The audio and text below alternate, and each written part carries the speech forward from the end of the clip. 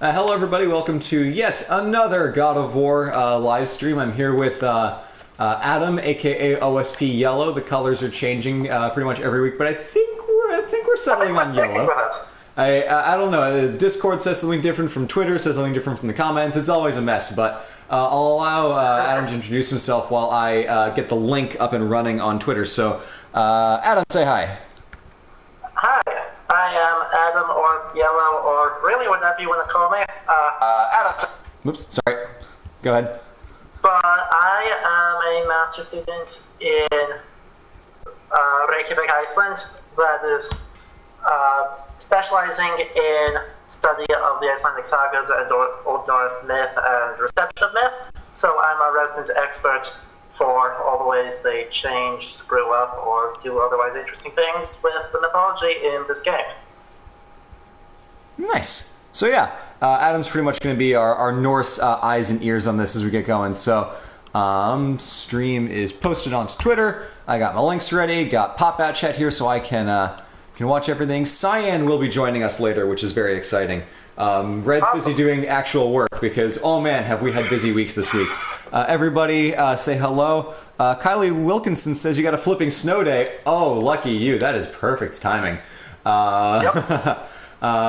So as usual, if you have any questions, comments, memes, feel free to drop them in the chat. You can use @Overly Sarcastic Production to give us a better chance of seeing it, because sometimes it tags it red for me. But even still, trying to play and watch and talk at the same time is difficult. But we'll do our best.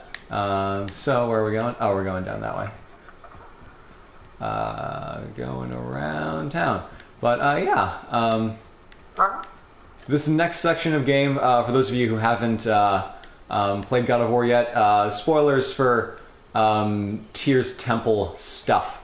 And I'll leave it at that. If you post other spoilers, we will ban you, because that's a dick move. Yes. But yeah, we're getting close to the end game here. We're really starting to narrow in on the end of the game. But it's good. We haven't done a lot of exploring in the Lake of the Nine because that's a lot of side content stuff that takes time, and breaking streams into about 2-hour chunks works really well when you're doing the main storyline because this game is paced exquisitely. But it doesn't work so great with doing side exploration because that's really stuff that I'll leave for your own enjoyment, because it's a lot of work for not as much mythologically rewarding stuff to discuss. So hope you can forgive us for sticking to the main path. But no, there we go. Ta-da! Yep. Wow, that popped in out of nowhere. We might go back and do some of the optional content once we hit the end of the main story. Yeah, possibly. Right now, we're just gonna make sure we get through the main thing, and then if there's any optional content that's... Yeah. Ooh, what's this? The realm travel room is upside down. Ooh, spooky. I wonder what ridiculous things we'll have to do to get it right side up. Oh wait, I'm going the wrong way. Probably something that's gonna involve puzzles and make you look very silly for a while. You bet your ass it will. Okay, hold on, I got some questions. Let's see, someone says, Civ 6 playthrough. Tempting. I haven't played Civ 6, I played Civ 5. I am trash at it. Gotta talk to boy. But considering it, if I have the means to stream it, because PlayStation's great, because I can press a button and it just happens, but no Civ on PlayStation, unfortunately. So it means I actually have to do streaming setup, and then it's like, okay, now I have no excuse to not have a face cam, and then it's just, it's a mess. But maybe, I don't know, we'll consider it. Ooh, okay. Aha, a door. See, that's good lighting cues. You walk through this one, and then your eye is pulled towards the next door. That is smart game design. Yes. Let's see, other questions. Have you ever finished the story, says Dylan. Yes, I have. Red has also finished the story. She watched me play through it. Adam has seen up to this point, and then the very, very end. But still, yes. We're going to not spoil anything before it happens. So we're pretty much keeping this good for first-time players. Let's see what's going on over here. That's right. And look, we're on the other side of the door. The upside down. Oh, and the awkward person, thank you for asking. I'm doing very well. I've been doing research all day, so this is a nice little chance to relax and hang out with people. I am also doing pretty well. Like I said earlier, Red and I have been super busy. You'll see more of it tomorrow, but I very much misjudged the amount of Fridays in the month of March and have summarily paid the price for it. But, uh-oh, come on, here we go. Come on, hold on, the QuickTime event here. So I had to kind of budget an extra video in the middle of this this month that I wasn't planning for, so I'm working a little bit overtime to make things work. But I think tomorrow's experiment will, whether it's bad or good, it should be at least entertaining. And then the video for next Friday, I am very, very excited for. It's a big one, more China, but it should be really, really cool to see all come together. But yeah, hella busy. Kind of insanely busy. Okay. I don't think they're attacking. Let's see, F in the chat for blue. I'm not dead yet. That comes later. I see them. Read it, boy. Oh, hey, Red. Oh, Red's here. Remember to lift with your back in a strong twisting motion. I'm pretty sure it's a Family Guy gag, too. Before the first, after the last. Nothing between, no shadow cast. What the hell is that? Let's see. Kratos flips temples first and asks questions later. Yep, exactly. The logic is unsaleable. Thank you, Mimir. Thank you, Mimir. He knows what's up. Sure what happens when we recklessly upend a room that's rooted to 8 other realms. I'm curious, of course. I like that Mimir is just perpetually terrified of what Kratos is doing. Especially when he actually realizes who he is. It's like, oh, I didn't realize I was dangling from the waist of the bloody ghost of Sparta. And then Kratos almost punts him off of the World Tree Bridge in the In-Between Realms loading screen. Yeah, he's fun. I like Mimir, he's a good character. Oh, great, more spinning death blades. Oh, that is Cyan! Give me a second. Uh-oh. Okay. In the meantime, who's got questions?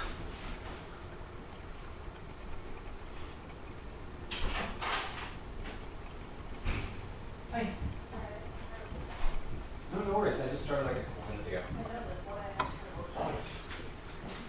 Oh, thank you. So, choose going, take off your Silence. clothes, get comfortable, and we will charge headlong into the giant spinning blades of death. It's fun for the whole family. Is it? Yeah. Well, sure, we'll go with it.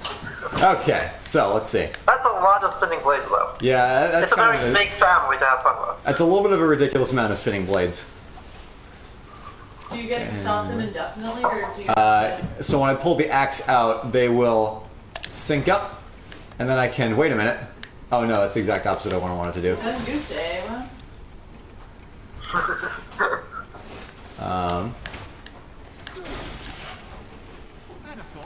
There we go. Ta-da! Okay. Now I understand the puzzle. Hit it when it's shiny? Well, I have to make them all move, and then I basically pull them out one at a time, so they line up. I was doing it the other way, but you can see. Because I'm not a smart person. That's the trick. What we're realizing is that I'm bad at video games. Like, I enjoy them a lot, but I'm not... Like, if I was playing this on Give Me God of War mode, this would be a painful and long stream. You'd still be better than... Oh, yeah. Whoop. There we go. It's already painful enough to want on some of these boss fights without making it extra hard. Yeah, and without everyone looking at me. Come on. What's that? Oh. Oh, geez. Oh, that's gross. Can I take this? No. There we go. Do that. Aha! Smart. Take that. Take Take that. Take that. No. Dick. Someone wants to know if you'll ever come back to Greece. Oh yeah. Way too soon, as it happens. I'll be going to Greece at the end of next month. I've been doing so much travel. It's nice, but also it's a lot. Whew. Okay, there we go. Yeah. Let's see what's in here. Oh, you got the speaker working. But yeah, I did get the speaker working this time, which was really annoying last time. But we'll be going back to Greece for Greek Easter at the very end of April, which should be fun. But also, I just want to sit in one place sometimes, you know? Oh, but why? Yeah. Signs like, oh, you're back. Oh, you're leaving. Oh, you're back. Oh, you're leaving. You're leaving. Oh, it's fine. No, it's all good. We're going on a mini spring break. Tomorrow, actually, after we go see Captain Marvel tonight, which should be really exciting. Blue gets to see it twice. I get to see it twice, which I think will put me in the top percentile of people who have seen Captain Marvel a lot in a very small amount of time, right when it first comes out. At least for a little bit, yes. At least for a hot minute, yeah. Yep. Someone wants to know if Red will release her music cover album. If she ever shows up onto the stream, you can ask her that. Red doesn't have any plans to do that now because I think from her perspective, just watch the videos for them because they're all kind of clips more so than full songs when she recorded them. Yep. But people have been asking for it, so I don't know, maybe. But that's a question for Red. I'm not going to put words, or in this case, song lyrics into her mouth. Yeah, Red is, as far as we can tell, not on the stream yet. She popped in and then she popped out. Yeah, she's doing work. She's working on a good trope talk right now. Oh.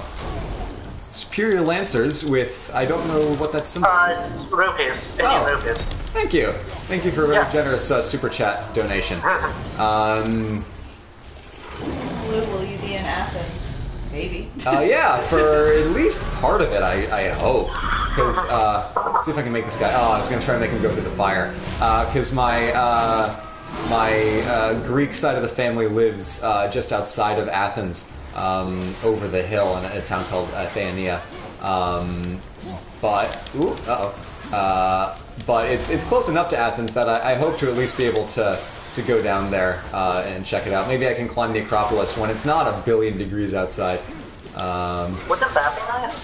It would, because the probably dozen times I've gone up to the Acropolis, it's always been pretty fucking hot.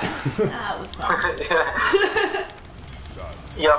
I mean, it was pretty hot when we went up to the Acropolis together, Cyan, right? Well, I mean, yeah, it was. I was more focused on the fact that we ran into one of your classics professors there. That's right! That's hilarious! That was insane. We were in line. We was like, okay, we gotta go early. Like, it's insane. It gets mobbed by tourists after like 11 o'clock. So we gotta go like super early. So we went, and what am I supposed to do here? Don't jump off the cliff, generally speaking. Oh, but then all my troubles will go away. The fire. Yeah. Oh, no, on the other side. Maybe your mouth. Oh. Through the fire and the flames. No, I know across the thing, but I'm probably wrong. This is where I came from. Oh, okay. We're here for a reason. Well, Yep. I wonder if there's something we need to shoot. Can you shoot one of those? There's also the ruins on the wall that you Campfires? don't know if you actually looked at that has the name of 4 different gods on it. Oh, yes. I saw Tyr and Baldur and Thor. Yeah, let's take a look at this. Nope, no button prompts. Oh. That's No button prompts. Well, there's shiny in there. lost a quest objective Mr. Obi-Wan has. How embarrassing. Is there something to the pedestal? It's pretty big. It's pretty right there. Yeah, it just shoots fire. It's got some cool stuff on it. Adam, is there any precedence for art in this style, or is this just kind of fantasy-ified? Let's see. I believe there's at least related. I would have to actually look at some. If you give me a moment, I can give you a better answer. But it's at least similar to things you'll sometimes see on. Well, for example, like the Gundestrup Cauldron, which is Scandinavian Bronze Age, partly. The silvers from Macedonia seems to have been worked at least partly in Syria, shows it potentially Indian god, but was found in Denmark. Wow. Has some very similar human figures on it. There's a shiny green thing over there. That's wild though. I think we talk about globalization now, but like, yeah, you couldn't hop a plane to go anywhere in the world in a day, but stuff got around really far, even as early as the Bronze Age. You have to like get across. Yeah. I think I've got to break the chains to flip the temple, so I might need to go to the other side. I think my work here is actually done. Okay. Yeah, I guess you did throw the chains off the thing. Oh, hey, look. I think you're going in the right direction. Yep. Bad guys. Bad guys do signify correct gameplay. Alright. And spikes. Nope. Damn it. I timed that way wrong. Oh no. Yep. Get out. Go away. Are you just hitting a giant blue I've puck? also No, I'm seen hitting the guy some behind the questions- giant There blue we go. puck. Found it. But to answer the question about about Athens, been there so many times, but I'm looking forward to seeing a little bit of a different hue, so to speak. You're going Greece. Yep. Oof. Ow. Uh-oh. Okay. Let's try not to die. Ow. Oh, fuck. Okay. Punchy time. Yep. Bap, Go get it one of these times. bap, bap, bap, bap. There we go. I was gonna say, can you just shove them into the fire? I don't think they take damage from the fire, which is kind of annoying. That is annoying. But, off we go. You still got boy? Oh, hey. Oh, they did this for us. That was very nice. They, realigned the saw so we don't have to do it the other way. And then we go through this way. Yeah, okay, here's the other side. Cyan, if you could be a Greek god, who would you be and why? Probably Artemis because I'm a ranger at heart. And Yeah. and also I'm antisocial. And also she's just really nice. Good reasons. That's... the more I think about it, the more I realize that Artemis is eerily similar to a D&D character. I just so happen to play a ranger elf in D&D who is very antisocial and also like 12. She's so young! But it's a lot of fun. Come on, okay. Oh, Adam, they want to know your favorite Greek god too. Oh, Oh, God, this is the God. wrong. This is the wrong. I'm a Norse expert, people. No, but I don't really know. I don't know. I haven't looked at Greek gods in so long that I'd be hard pressed to remember. But I always did like Hermes. Hermes is fun. What are you laughing at? Sorry, someone said if Blue was to be any of the Greek pretty boys that got turned into a flower.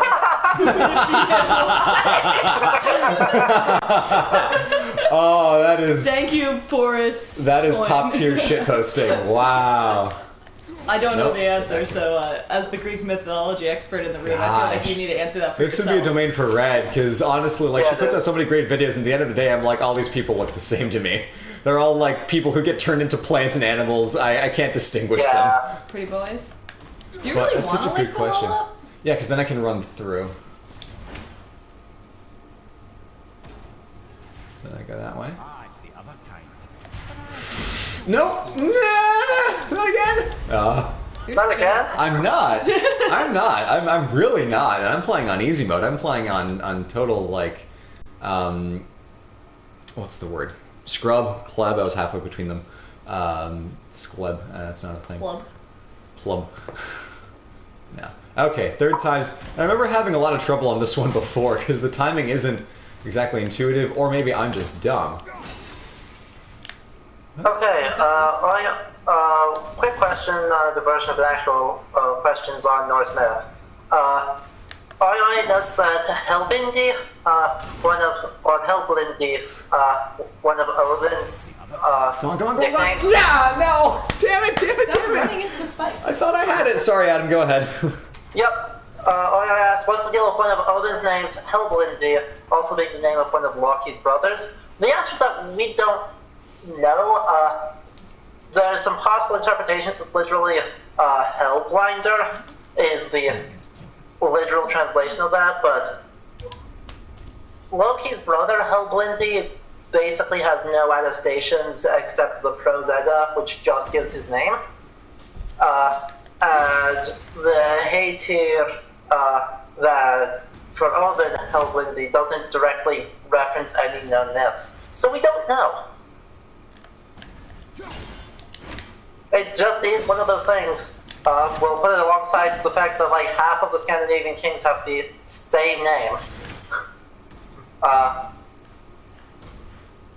And the same nickname. There's so many people nicknamed the Fat in the sagas, it's really funny. Nice. Cool. Okay, I think I got it. Okay. You weren't listening to what he was saying at all, were you? I'm trying not to die!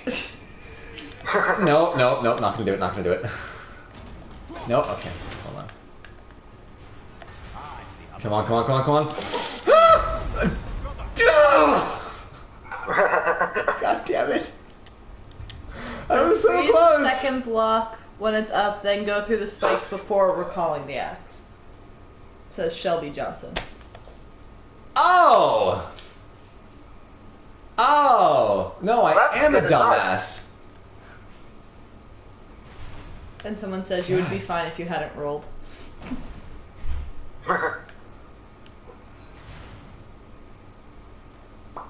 Okay. Get rid of you. Okay, and John Radical asks, so I hear both the name Hel and Helheim being referring to the same place. Is there any different meaning to the Helheim variation? Helheim is the compound that is just Hel's world. Heim, There we go. the Norse world Heimr, just means world, so Jotunheim is giant lands. Oh. Okay. Which, the fun fact of that is that Jotunheim always appears in the plural. It is Jotunheimar, not Jotunheimur. Huh. Yeah. So Helheim literally just means the place where Hel lives. Hel, or anglicized to Hela, is the name of the goddess, Loki's daughter. But you also see it refers to the place as really, it's not particularly, there's no real reason to distinguish it for a lot of the time when it's like in, sometimes you'll hear of Hades, you'll hear the place referred to as Hades as well for the god Pluton. Yeah, I was gonna say that was neat that it follows basically the same convention as Helheim, Hades, the underworld. I wonder if that was kind of imported. Well, no, I guess the way you explained it. Oh, hey, we can go to Niflheim now. It developed independently. That's really cool, though. It's weird that we don't define other things as like, yeah, I'm just gonna go out and have a swim in the Poseidon to describe the ocean. Yeah. There we go. Oh, you broke the chain? Yeah. It's like that that song by is it Fleetwood Mac, Never Break the Chain? I don't know. You're asking the wrong. No, I know. It was in all those Guardians of the Galaxy trailers. Person. Does Boy ever end up getting stuck in the fire? Or is he No, Boy is immune. Okay, that's which is good game design, because otherwise, I oh would gosh. feel bad. Yeah. Oh yeah, that's the same thing with like The Last of Us, and Ellie is just perpetually immune to damage, which sometimes breaks the immersion, but more often just makes the game playable. Yeah, I honestly am so glad that they did it the way they did, because you know it's nice from a storytelling perspective because you get you get so much more character options to play with when you have two people, or in this case with God of War, 3 people at all times basically. But the usual drawback is it's like 90s early 2000s game design or it's just really bad fetch questing and babysitting. Yeah. Hey buddy. It's smart that they kind of said, okay, look, they're never going to take damage, they're never going to get you discovered, but here's a character to use basically exclusively as, where is that damage coming from? to use exclusively as like story fuel. Okay. And why don't they get squished? Because it would. Oh, hey, they did. What am I saying? Yep. I don't know. Okay.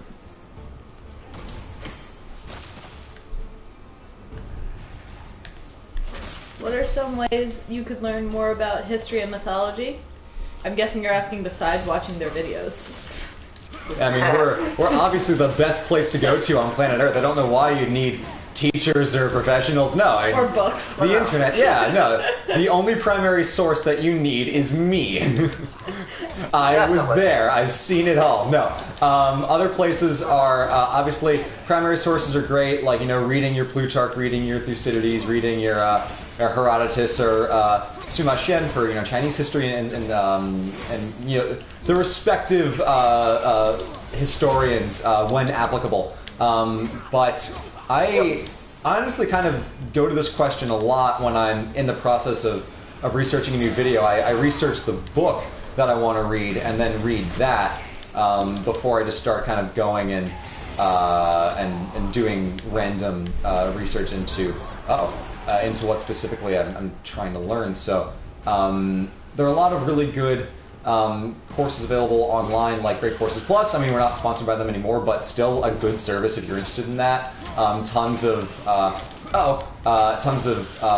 academic resources, real professors. Just excited to teach some classes that you can learn from. Would recommend. Oh. Yep. If you ever have a chance to hang out with a professor, like not necessarily even take a class with them, just like hang out and ask them about the stuff they're interested in, that's a lot of fun. Yeah, honestly, even a professor that you don't have for a class, just like go and introduce yourself. Be polite, obviously, but like a lot of professors are more than happy to just talk about the stuff they're interested in because some professors are just mean people. That's just statistics. That's how it works. But there's always mean people. But there are a lot of people who are just so genuinely excited about the stuff they do and are more than willing to share that information with you. Yeah, if you ask a professor, like, what do you research? There's a solid chance they'll spend a good amount of time telling you. Yeah. Because they're very interested in it, and that's why they research it. Yeah. Related thing, even if you know a professor by reputation, you're like, hey, this person knows a lot about something I'm interested in. They all have their academic emails on their university sites, and many professors are okay with just answering emails from just people. Yeah. You don't have to meet them in person to be able to email them and just ask. So hey, I'm interested in what you're doing. Could you tell me a little more about XYZ? Yeah. Absolutely. I've done that several times with my master's thesis. Oh, yeah. Just, hey, I need someone to explain some science to me. He knows. How? How do they have? Yeah. Now let's flip this temple. Just Let's also flip this know that- temple and make Mimi very sad that we're saying flip this temple. Gosh, it's amazing how strong Kratos is when the plot needs him to be. Uh-oh. Yeah. Uh-oh. Keep going. Rest of the way. There we go. Ah, okay, cool. I wanted to hit you in the face on the way back. That would have been so funny. You just, that's not how that works. Gosh, it's like that gif of the guy who's sitting in class in a chair and the teacher has like a basketball on like a pendulum and they let it go and the kid stands up and then he gets hit in the crotch because that's how pendulums So boy work. just said there to the left. We can flip back up. There to the left. Your other left. On the Well, left. that's when you were facing that way. I think it's the white thing you're supposed to find. But maybe I'm wrong. Huh. Do you see that white thing? Yeah, thanks, Rhett. Thanks. I think that you just volunteered for that. Not actually, don't do that. You do have enough work to do. No, yeah, Red, that's on you. That is entirely on you. I know you're literally drowning in stuff right now, but what's an extra commission? No. I feel bad because there's so many things that we all want to do, and there's so many things that take a lot of time that we just can't get to everything. But I guess that's tier. We've got drawings. Tier with, I'm gonna guess, Jormungandr looks kind of world serpenty. Yes. And then that's a bunch of Jormungandr. dudes with bows and Let's see. Just kill me right out, why don't you? No, Red, I could never do that. What's this? Red versus blue, civil war. Cage fight. Let's see. If it was staff fighting, Red would annihilate me. Because Red is really good at staff fighting. It's true. The other day, like a week ago, Red was like, yeah, I was doing this Tai Chi, and like, it's super cool, but also, oh man, is it an exquisite workout. I'm like, that's impressive. I really want to do Tai Chi. I think she's close to convincing me to pick it up. Not that she was really trying to convince me, but it seems super cool. It's like water bending, but god damn it. Stop running into walls. I know, but I'm trying to blitz the main game. I miss what I'm supposed to actually be blitzing. Let's go that way. Down? Spoop. I don't think you were supposed to go down. Maybe you were. I don't think I was supposed to go down. No. I don't think so. That sounds about right. Well, okay, let's play some elevator music.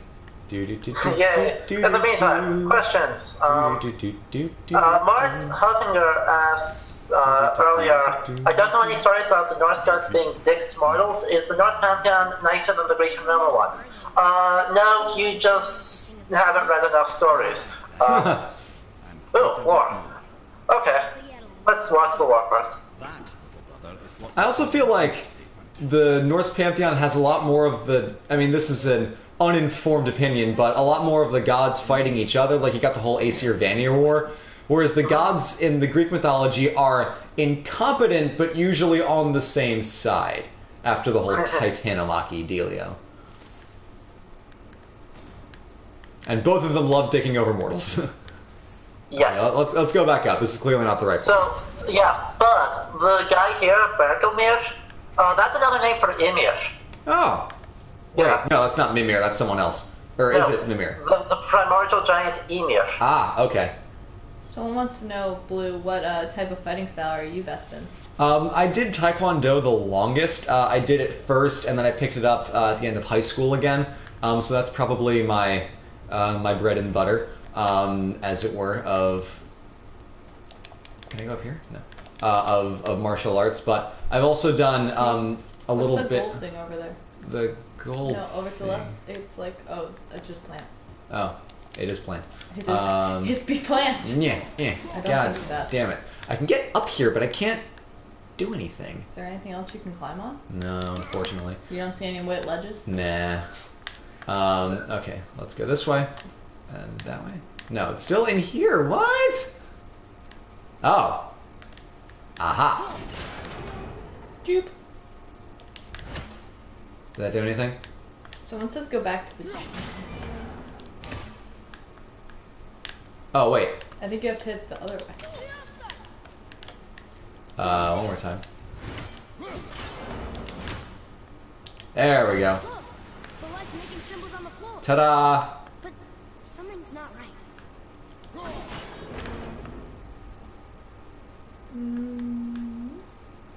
One more. Nope. Meh.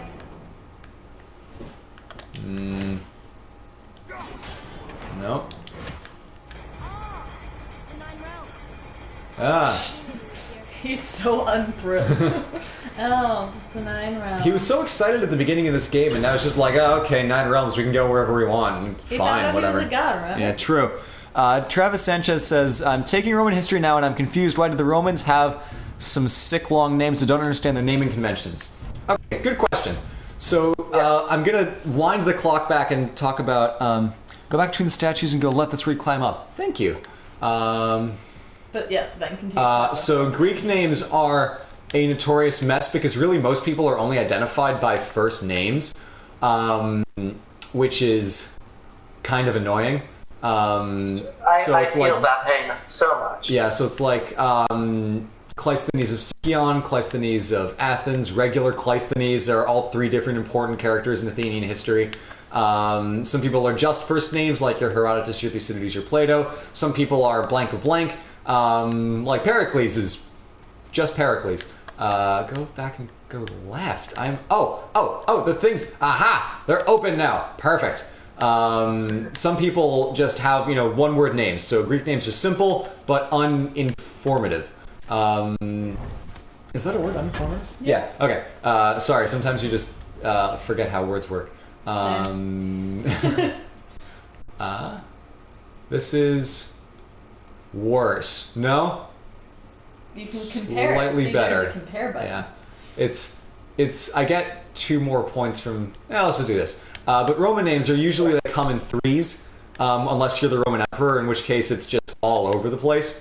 Or Augustus, Divi Filius, Imperator, Kaiser, this, that, son of the divine. But again, have you seen the names for Queen Elizabeth II? Oh, there are a lot, right? That's not different. Lizzie. Yeah. But with most... Oh, geez, they're really trying to give me some cool gear here. That usually means you're about to get murdered. Yeah, these actually don't look terrible. Is this some New Game Plus bullshit right here? I dig it. But... Do you have Game Plus? No, but I know they added some gear in later, maybe. But with Roman names, they follow a tripartite structure, where... Wait. I thought you tried more than one earlier. I went... Where you came from with the 2 statues, those 2 statues. Oh! Thank you. That's what you meant by the 2 statues, right? You found some cool stuff. I did find some cool stuff, yeah. So, Roman names. I swear to God, Travis, I will answer your question. You made a very generous super chat donation. I am going to respect that. But Roman names are... The first name is, like, for instance, Gaius Julius Caesar. The first name is just your first name. Everyone's named Gaius in Rome. It's like Steve, but to 1,000. Mister. Yeah, Mister. Might as well be calling someone, hey, you, it's Gaius. Everyone in the room will turn their eyes. But the Julii is the clan name, which is not quite a middle name, where it's like, oh, a first name, but you don't use it, it's just for flair. The clan name is a broader social structure that kind of surrounds your family and everyone they marry into, and kind of everyone vaguely related to, to that. So Kaiser in particular would be the very specific, like, nuclear family name, as opposed to, like, all of your cousins, like your aunts and uncle, which would be the Julii family. So Roman names are confusing. A lot of people have the same first name and then wacky second and third names, but it does make sense. It's just complicated, and I honestly like it better than the Greek naming system because it tells us a lot more than just, yes, this is Critias. That's all you get.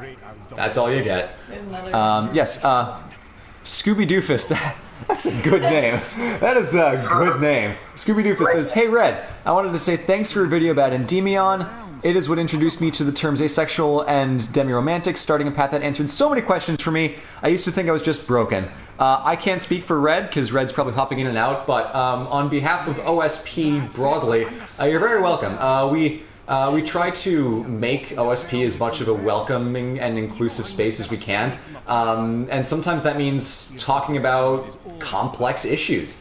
It's not always the most comfortable, but we know it's important because for examples like yourself, and I really appreciate you putting that out there because that's a lot to say, especially in a super chat where it gets read out loud. But I respect your bravery in saying that. But we're very glad to be able to help in the capacity that we can to help people figure that kind of stuff out because it's big questions, and we try to validate people when we can because no one's broken. Everyone is important in different ways, granted, but everyone has value, and we want to convey that in the ways that we can through talking about myths and history. So bottom line is we're very glad that the Endymion video was able to help you out with that.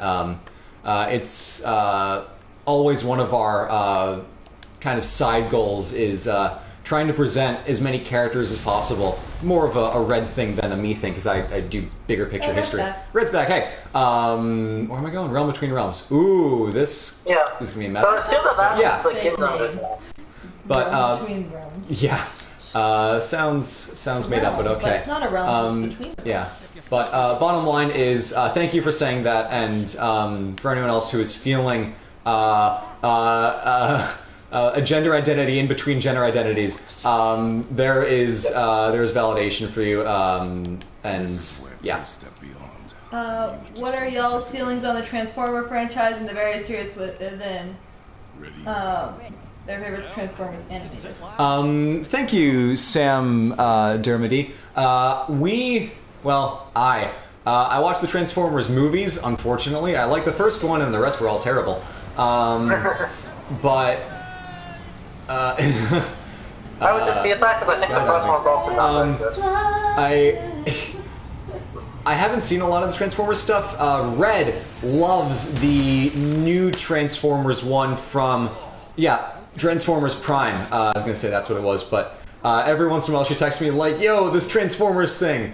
Megatron tries to trick Optimus Prime after he loses his mind, and it's character development, damn it. So it seems like it's a really good show. I feel bad because, in the bigger picture, Transformers gets the short end of the stick, but I know that they are good characters that people like and appreciate, so even though it's not a thing that I'm personally that familiar with, it's cool. And there were at and least then one Travis, there follow might up. have been another one. Why do people get stuff like Africanus? So yeah, Scipio Africanus is an honorific name, which kind of gets complicated because you get names that aren't clan names or family names or first names. They're kind of honorific names, like your Augustus, which is the increased one, or the exalted, which I think is more correct. But I think the increased is funnier. Oh, hey, they're giving me health and rage. Woo! This isn't gonna go Keith wrong. is a big fan. Love your show. Oh, thank you, Keith. But people like Scipio Africanus get names from, in this case, conquering Carthage. So a lot of people are said to have claimed but not earned the name Germanicus for conquering Germania, because no one conquers Germania. So you have Africanus who gets his name from his conquest. And other people try to do similar things to put some prestige into their family name, but doesn't usually work out too great. People know you're saying some bullshit. Yeah. And Keith Smith and Nora Barry, thank you both for the donations and kind words. I think I speak for everyone when we're glad that you are enjoying this and everything else that OSP does. Yeah. Nora Barry, yeah, thank you, Nora. Much appreciated. Echoing exactly what Adam said while I was busy slaying zombies. Someone says get ready, Blue. Which I'm sure they're talking about. Whatever comes out. I know, I've played this before. It gets pretty insane. Glad that's over. That's never a good sign. Yeah, this goes on for a while. It's like when I was playing this game with Red, like, oh man, we're at the mountain. So close to finishing the game. Or so you Oh think. man, fuck Alfheim. This place sucks. Anyway. That was a dramatic waste of fetch quest. Intend your funds. Uh-oh. Bap. Oh, another one of these guys? Yeah. Yeah, I know, these guys are the worst. Blue, are you still dating Sun Wukong? So this is talking about the Discord. Uh-oh. Yeah, I was gonna say, I don't know. Yeah, so basically, the wonderful mods that we have at the Discord, who I cannot praise enough for the work that they've been doing to make this a functional and enjoyable and safe place for everybody to just chat and have fun. I'm not on there anywhere near as much as I'd like to be, because it's really fun talking to everybody over there. I spent like an hour talking to people last night when I should have gone to sleep.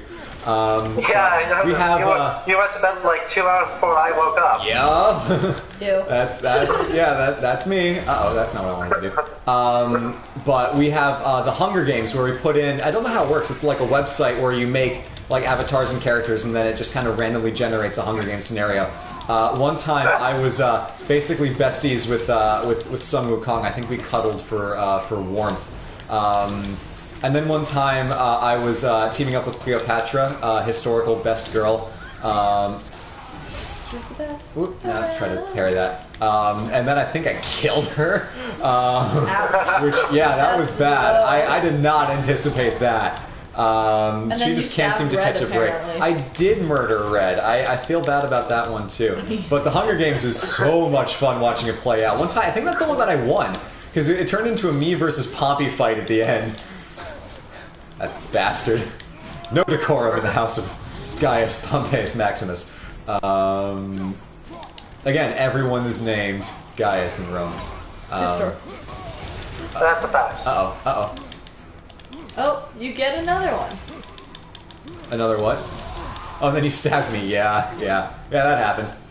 I said that's what. Sorry. Okay. I didn't realize that was Red saying it. Yeah. Someone says thank you for introducing them to Assassin's Creed. You are so welcome! Oh man, I could gush for hours, but this is a different stream, so I'm not going to do that. Yeah. This is Helheim. We're back in hell? Time to burn some witches. Okay. Time for more random fight.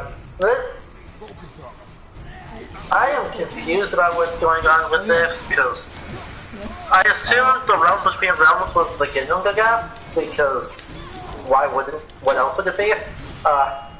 But it had, like, way more physical ground and light than you would suspect from, in the beginning there was darkness, except for fire dies. I'm from the land of action. But also right now, just kind of building up between things. Nah. I like how the other ones wait politely for their turn when you're beating up one of them. Yeah, that's what easy mode gets you. What archangel would you guys be? Okay, so Cyan, help me out with this because I don't know my archangels too well. Who's the guy who beats people up? Is that Michael? Yeah. Gabriel's the messenger. Michael, yeah, he dishes on Michael the fools. archangel defend us in Yep. battle. Yeah.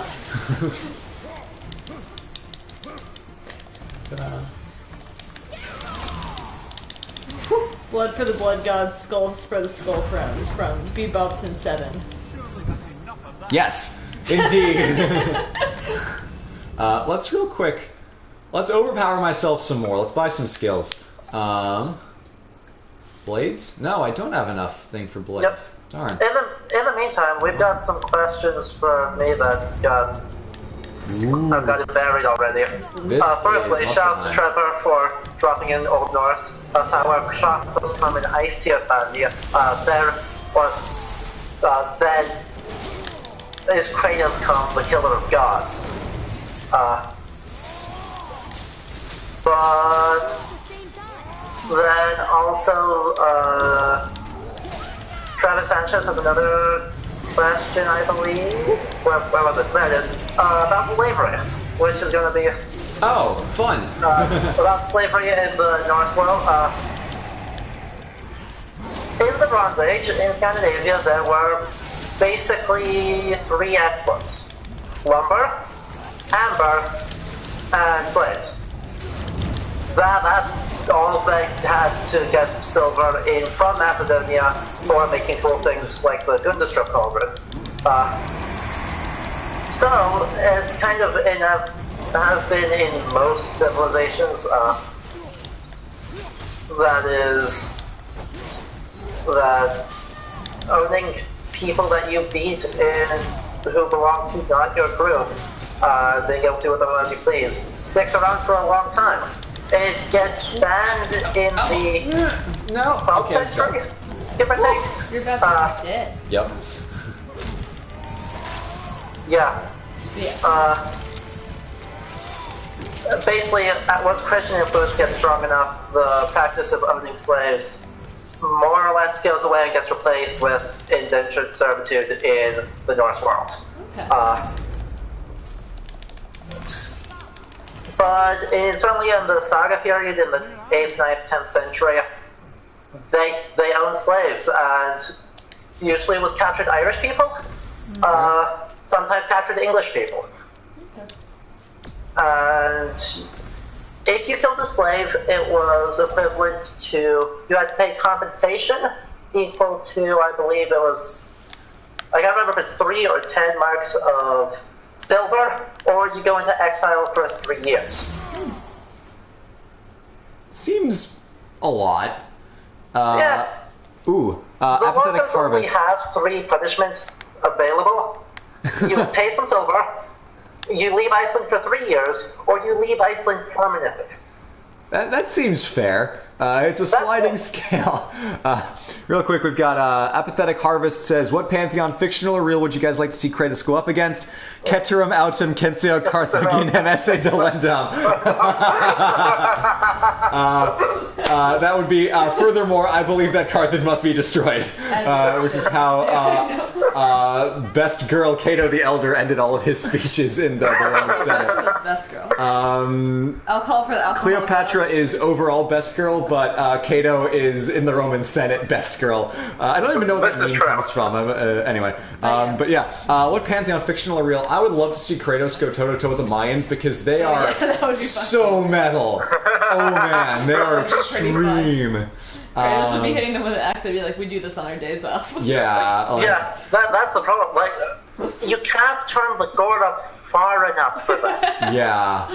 And it's like, oh, you're attacking me with an axe. That's cool. I have no skin. I am the corn god. I am flayed. Yikes. Yeah, I would love to see that.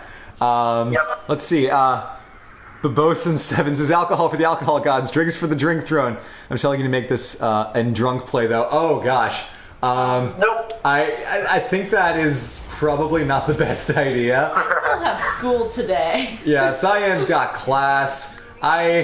The thing with live stream the thing with live streams is, and I'm not even speaking right already, is I've seen it go wrong enough that people get drunk on streams and say dumb things. Not that I have a lot of dumb things to say, but I don't want to take that chance. I'm not a gambling man. So you just say dumb things while sober instead. Yeah, I just say dumb things while sober. That's the entire monetization model for this channel. Is Blue and Red say dumb things while sober. Style of YouTube. Like, yeah, it's honestly. pretty much what it is. Yeah. I'm the god. Who is the better god of Edge? Fun fact, in Overwatch, Reaper is actually the most complicated character model because he has the most polygons, therefore he is literally the edgiest.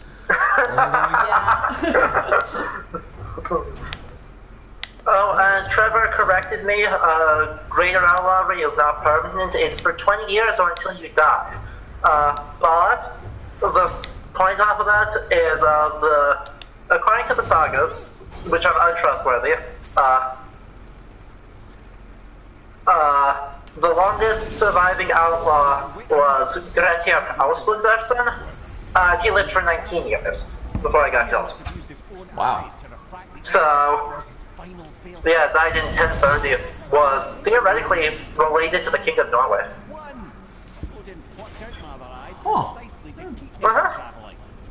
It's neat when you get little tie-ins that actually, like, connect to real stuff. Yeah, I say the King of Norway, I mean specifically Saint Olafur, who is subject to the most and least accurate sagas.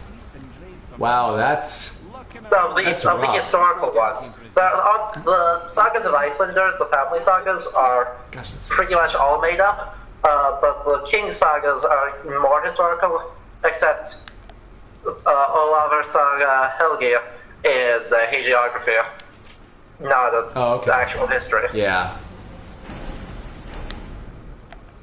What if Kratos goes to the Soul Calibur world again, but all the other guest stars get pulled in too? He can have a death battle rematch with Spawn. Ooh, yeah, thank you, Sam Demoni, for that question. I really like when Soul Calibur does their guest stars. I know they had Ezio for the last one. This time it was Geralt of Rivia for Soul Calibur 6, and Soul Calibur 4 was Star Wars. But I would love to see a huge crossover with the other Soul Calibur guest stars. I think Kratos would be an excellent addition to the roster. Oh god, what's Sindri on about now? Well, they asked for the eye. Oh, right, the eye, yeah. And he's not thrilled. Oh, poor Sindri. Poor guy. Oh, jeez. What would be a traditional Roman junk/snack food? Yeah, thank you, Travis Sanchez. Traditional Roman junk/snack food. Oh gosh, there is an answer. I just don't have it off the top of my head. What was that fish oil they put in everything? Yeah, garum was basically the sauce. It's like soy sauce for us nowadays. You just put it on everything. Yeah, basically, it's like terrible. extreme soy sauce, but it's like soy sauce, but it's like fermented fish paste something. My old joke in Latin class was, "That's some tasty garum," said no one ever back when that kind of joke format was funny. But garum was a common sauce. A lot of fancy Roman foods were like finger food type things with fancy sauces, because that was the hard stuff. Is like, oh, I'm going to take all these ingredients and use it to make a sauce, when really it's more common to see people making ingredients of like actual food and stuff. Because Leviathan X? Blades of Chaos upgrade? Yeah. So I don't know about Roman snack food, actually. I couldn't find anything. Okay, Simon couldn't find anything, Google. yeah. They apparently did have fast food, though, is something that I saw. That they did, I just... Oh, I don't know what it is. Something like that? But it said the food was not particularly good. Yeah, I can't imagine. Yeah. Just hot.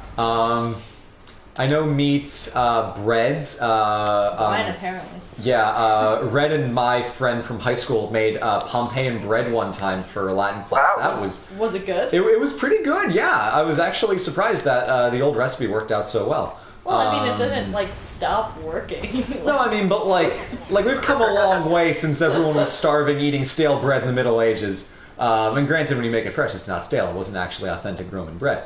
But it was, honestly, pretty good.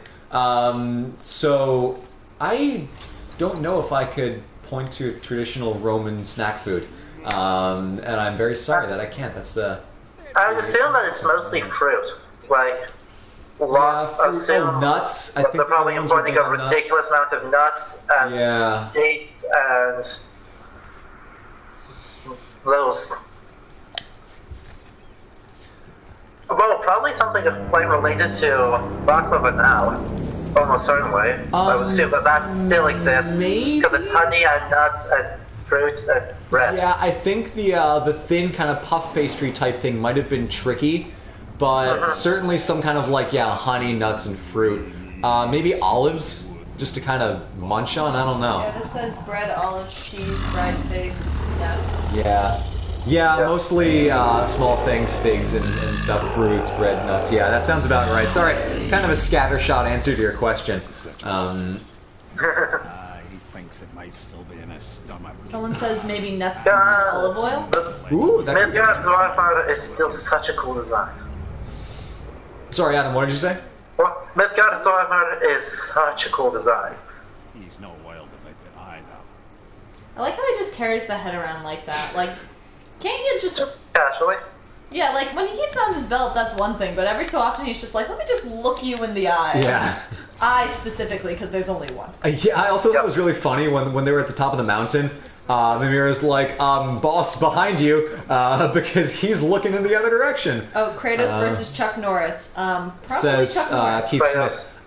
Here's the thing, Chuck Norris, like, at peak power when he was at the top of his meme game, definitely. Because, like, when you have the power of the memes on your side... he was the meme lord. Yeah, he was basically, like, lord. supreme power, like... None of this Shaggy at 1% bullshit. Like, Chuck Norris was the guy. That says Chuck Norris isn't cool anymore. Yeah, exactly. He's lost his edge. So I would say Kratos. But, like, 10 years ago? Kratos is a little bitch boy, and I think Chuck Norris would take it. Now someone says Kratos versus Thanos, but Thanos only has a 50-50 shot, so... Oh, Cyan. Fierce. That was good. Oh, and now Shaggy is the most powerful. That's true. Shaggy. Yeah. Shaggy is now the most. Is there a fish? There would be an entire fish. I like that we're just so casual about going inside the World Serpent. Yeah. As you do. But pure fist fight, Thanos versus Kratos. I think Thanos is probably beefy enough to take it because if the Hulk can't do anything, ooh man. It's not that the Hulk couldn't do anything. It's just like. First of all, he wasn't Hulk for half the time. I mean, even in the first fight, like, Thanos handily beat the shit out of Banner. Yeah, that's fair. That's fair. Yeah. Maybe Banner's just out of shape. Banner is just a little out of shape, and the rest of that movie kind of explains. I think you're right. Sorry, all little thing says, OMG, it's Finding Nemo. Finding Nemo. Okay, let's Do more mythology? Question mark? Yeah. So Adam, what did the sagas say about the digestional, the digestive tract of the world serpent? Do you want to just explain the word serpent? Well, yeah. Midgard's armor, or the ranks of Prozetta, Dorthingander, is the son of Loki and Angerboda, and is a snake so large that it literally encircled the world. So, the Midgard's armor appears in a few myths in the Frozen Poetic Edda. Probably the most famous one that read summarized in the Poetic Edda video is Hemisphere, where Thor goes on a fishing trip and fishes up the world serpent and smashes its fucking head in. That's amazing. Wonderful. But yeah, like you were saying, the design of the world serpent in this game is absolutely exquisite. It's so well done. Yeah, it is. You? Mm-hmm. No. The Midgard serpent also appears in the Tale of Thor and Newgard Loki, where it makes a guest appearance as a cat. Because of an illusion, but it turns into a cat that Thor is supposed to pick up. And I just get 1 foot of the cat off the ground, which is just terrifying. Someone did a super chat. Who do you think is the broiest bro in mythology? That was Travis Sanchez. Oh gosh, I will refer to Red's answer. Have you seen my son? Because Magni and Modi are pretty broy. Alcibiades is probably one of the broiest guys in Greek history, but that's not quite the question. Whoops, no, that's not what I wanted. Sorry. Go ahead, move us along. There we go. Broiest bro in mythology. Ooh, I probably don't know enough to answer. In certain interpretations, Apollo is a total frat bro, but only in certain interpretations. Or no, Dionysus. Duh. Why did I not think of that immediately? That's true. Yeah, That's true. The correct answer is Dionysus. The god of frat bros? Yeah, exactly. The god of fucking partying and turning the hell up. You just left it at fucking. True. This is you keep me on the straight and narrow path. You keep me. Oh gosh, that's an eye. But is it the correct? Keep me honest. For safekeeping. Gently now, gently. Does it really matter at that point if you do it gently? Thank you, brother. What's he gonna feel when he's dead? No, this is gonna be unpleasant. Yeah. Return to the realm travel room, where we went to Travel to Jotunheim, and nothing ever went wrong. Sure. Are we gonna actually make it this time? Adam, I will ask you entirely seriously. Do you honestly think? Who? I think there's one more. Diogenes. I don't see it. Oh, a lot of people are saying Beowulf for the broiest bro, yeah. which is a good answer. Someone says, y'all know Diogenes, the publicly dedicating philosopher. I think you mean defecating, but Diogenes, he was the guy who would just kind of stand in a barrel all day. And when Alexander the Great came to Athens, he said, "You're standing in my sun." That is a man with no fear. He's cool. Wasn't he also the one who plucked the chicken and said, "Behold a man"? Behold a man, yes. Phaedrus biped beholds Plato's man. David Bird says, which OSP video would you say is the funniest? Ooh. There are several different options that I think qualify. Our first, really dedicated funny video is probably College Hell. That's still one of my favorites. But I personally don't think it holds up as well, because I think my delivery in that whole video is just weird. Because you like the way you used to do videos. No, exactly. That's exactly it. And nothing ever goes wrong. Exactly. But I think Les Mis is funny because it's just so much pain. This is painful. Les Mis is painful. I think in terms of my favorite videos, personally for me, Blue, I don't think you can beat Pope Fights. That's probably the straight funniest Pope video I've Fights ever made. is. Pope Fights. I mean, it's hard to beat it when history itself goes so fucking weird. Exactly. Like, the Catholic Church did all the work for me. I didn't even have to try. But and there's more. I'm going to talk about the Reformation next. Oh, yeah. Yeah. Oh, no. Pope Fights 2. Reformative Boogaloo. As far as Red's funniest videos, I think... Oh, man, there is an answer of what I personally think is the funniest. Just say it. But I don't remember which one it is, though. It's... Oh, jeez. Can you describe it at Yikes, all? that is good cinematography. Ever have one of those days where you just didn't seem to win? Oh, no shield that time. That is terrifying. He tanked that fall himself. Did someone just kill the world serpent? Something happened. Something did someone to the world serpent, that's for sure. He's dead, Jim. But Red's What? funniest Got it. videos. I'm good. Oh, I'm used to this. man, there is one that I... I don't know. The way it always makes me laugh, because bullshit. I can never get past when she immediately gives up on pronouncing Icelandic names. Oh, yeah, that's that was funny. pretty funny. I think it's hard to beat the Journey to the West. I know it's a lot of people's favorites, because those are just some of the... Those are pretty funny. Those are pretty funny. I think... Oh. Hey there, Freya. Sup, bruh? Oh. Ramsey Kailani says, have you guys ever considered doing a video on elements of pre-Islamic Arab mythology, maybe about the old gods on the desert, or maybe the jinn? Yeah, it's super cool stuff. I know we've... Red and I have kind of talked about some of the cool things going on there. We don't have any plans for it right now, but there are a lot of things that are in the cards. 50 videos a year seems like a lot, but even still, there's so many things we want to talk about that we just can't get to yet. So one day, maybe, but not necessarily one day soon. Morith Dalian. We just commissioned a Napoleon map, which was really fun to make. Okay, glad I finally caught you guys live. Also, unrelated thoughts on the Silmarillion. Cyan, this is a question for you, because I'm not going near that bookcase of a single book. Not long. It's just dense as fuck. It's super dense. My opinion on the Silmarillion is if you feel like you'd be interested enough to read the Silmarillion, you would probably love it. I did read it. I did get through it.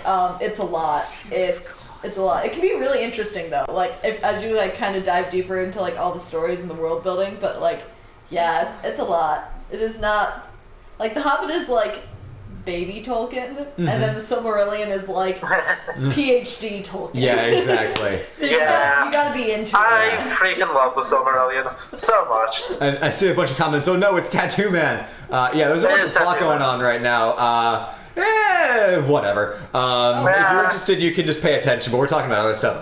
A lot of people have asked if we were going to do modern stuff like Tolkien, like modern sci-fi written in the 1900s and 2000s.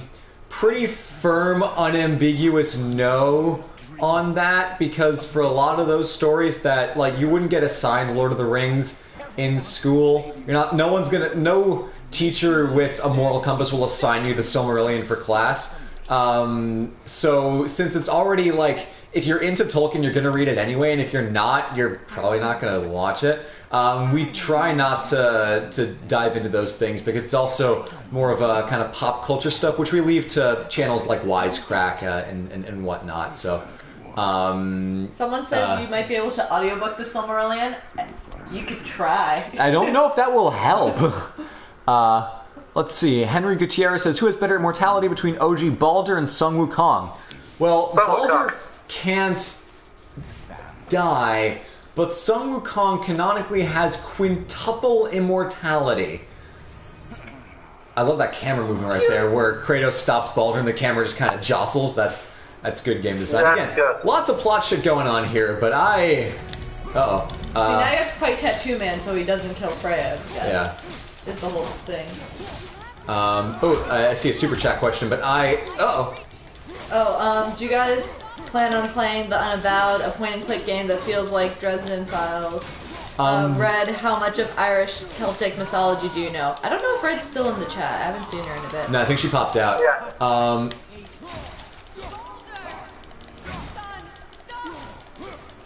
Yeah, when does the guy who punches his way through every problem ever stop to listen to the voice of reason? And yes, I'm talking about both of them in this scenario. Freya the voice of reason. She's the one who's saying not to fight, so insofar as there is a voice of reason, it's... Ooh.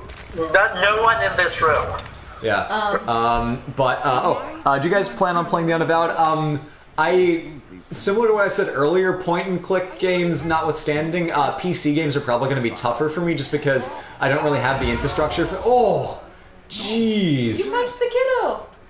That's broken ribs. That's a lot of broken ribs. That's gonna hurt. Your ribs are broken. Yeah. I do PlayStation games because they're easy for me. I just press the button and it happens. But PC streaming... I have a Mac even still, so... Oops. Suck it, douchebag. No. Remember when that happened 4 weeks ago when we streamed the top of the mountain?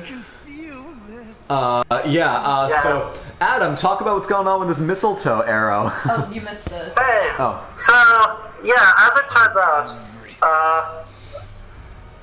Baldur according to several sources, but most thoroughly in the Prose Edda, is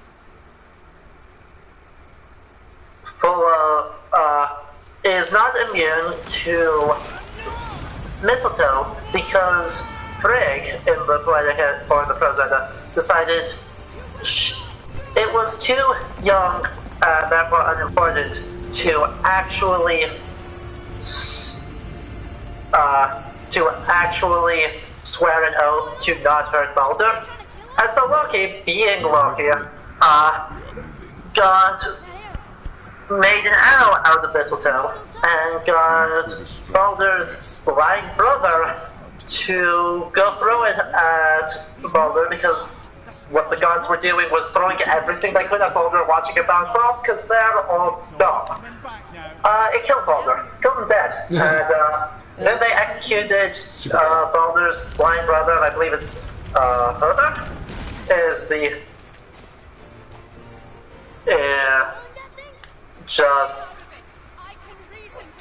they executed him, so they were the first two of the gods to die. It has been interpreted that that's a representation of how children in the Norse world, especially medieval Iceland, were not legally able to swear oaths until the age of 12. That means that even if a settlement was reached in a feud, when a child grows up, they can still keep killing people to avenge the feud if the settlement wasn't satisfactory. Cool. Someone did want to know if you know of the channel Terrible Writing Advice? Yes, I am not familiar. I don't know if Red is either. I can't speak for her, but I think I've heard of it, but I haven't watched any of their videos.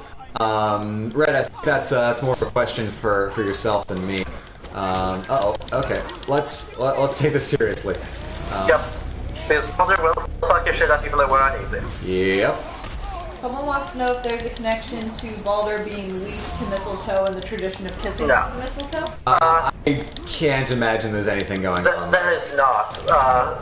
The tradition, as far as I know, is at the very least early modern, if not just fully modern. So it is way later. And unrelated. Okay. Also, it seems in this case, instead of mistletoe just killing him, mistletoe is the antidote to the spell Freya put on Baldur that made him unable to feel. Because we knew that there was an antidote that was established in Helheim, but not what that antidote was. So, that's what it looks like it is here. And now Freya's just trying to avoid her son getting killed.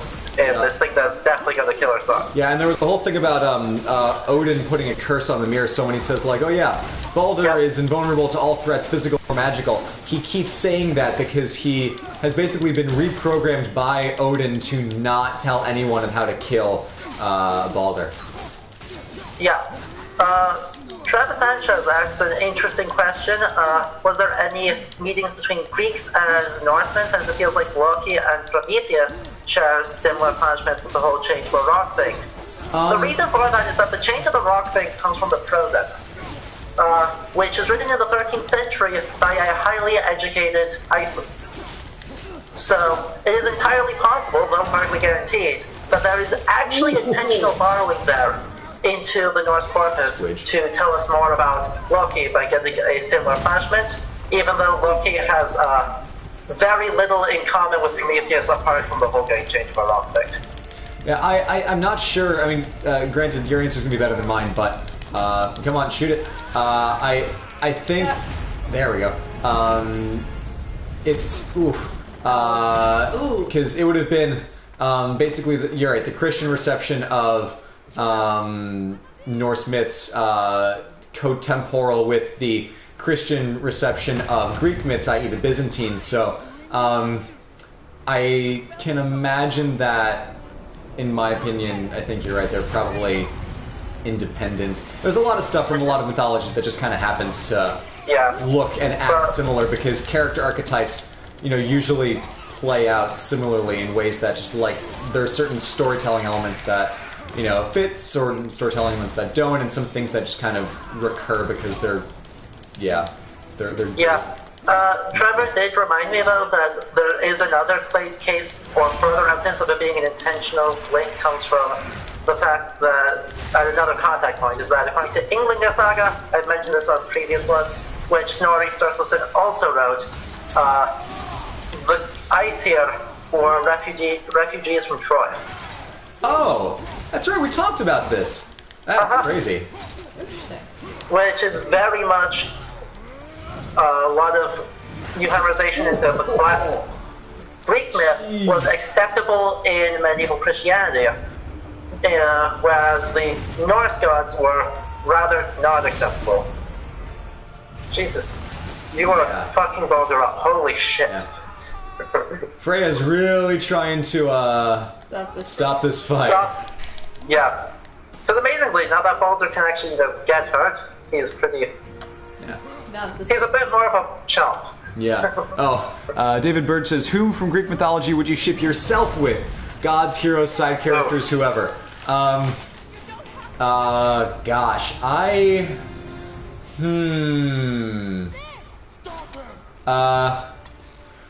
really... Ooh. Oh boy, that looked like it hurt. Not that I would ever want to break up the marriage of Hector and Andromache because they're such good characters. I think Andromache is a very good character. Ren and I have been doing some kind of storybooking about alternative takes on the Trojan War, and in the version that we were kind of throwing around, not to reveal anything big, but in just some kind of fun discussions. Shoot him! Shoot him! Shoot him! Boy, come on. Stop. There we go. Andromache ends up playing a cool part. So I just think her character is really neat. But again, if it means breaking up Hector and her, not a chance, because they are the best couple. They're so wholesome.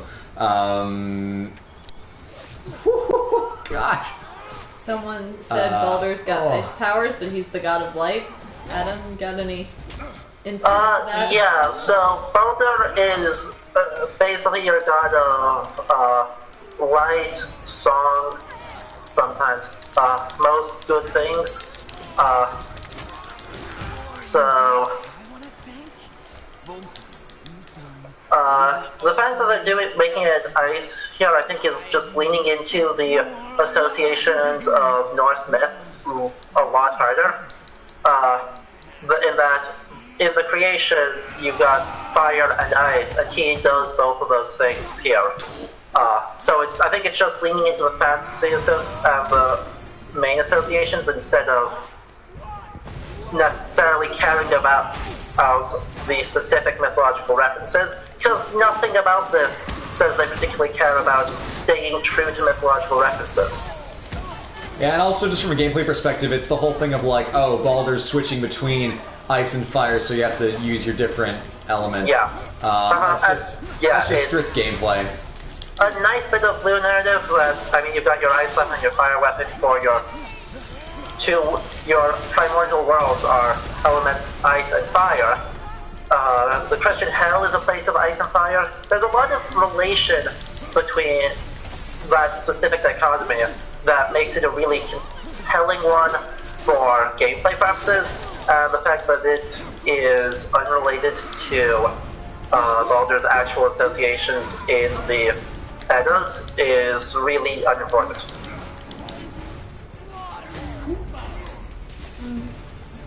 Come on. Oh, man. You just animation cancel me, you dick.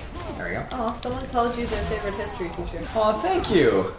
I appreciate that. Sorry, I'm not the best in teaching history right now or staying on topic on a conversation for more than about 2 seconds, but I appreciate you saying that. That's very nice. Okay. Make up your mind, buddy. That's the whole point, he doesn't have to. Yeah. Got a little column A, little column B. Little Yep. column, fuck off and die, Baldur, please. Oh, hey, You've almost got three it. orbs. Oh, it's because you're dying. Uh-oh. Smack that. Hey, buddy. Oh, jeez. That's why they dropped the green orbs. Oh, nice. That is That smart. was a glorious. Holy fuck. Oh, hey, it's a rehash of the ending of God of War 3, but not in first person. This is what you do to Zeus, except literally the blood just covers your vision entirely. This is brutal, jeez. Yeah.